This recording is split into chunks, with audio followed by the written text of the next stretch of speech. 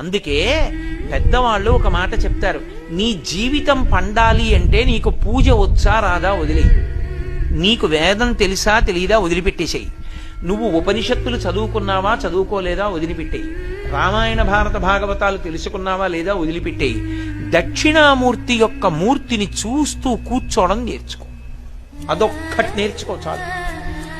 ఏమక్కర్లేదు, ఇంకా దక్షిణామూర్తిని పెట్టుకుని రోజు కాసేపు ఆయన్ని చూస్తే చాలు. మీకు నేను ఇంకా విచిత్రమైన విషయం చెప్పనా, సంటి పిల్లలు కొంచెం కొంచెం పెరిగి పెద్దవాళ్ళు అవుతున్నప్పుడు ఇంట్లో అందమైన దక్షిణామూర్తి విగ్రహం ఉండి, విగ్రహం అంటే ఫోటో కనీసం ఉండి, పిల్లలు కాసేపు దాని వంక చూడడం అలవాటైతే మీరు చూడండి, నేను యథార్థం చెప్తున్న, పెద్దలు నిర్ణయం చేసింది, వాళ్ళు కళ్ళు తిప్పి ఆడుకుంటూ ఆడుకుంటూ పాకడం కూర్చోవడం వచ్చినప్పుడు చూసినప్పుడు వాళ్ళు నిశ్చలంగా కాసేపు ఇలా దక్షిణామూర్తి వంకే చూస్తారు.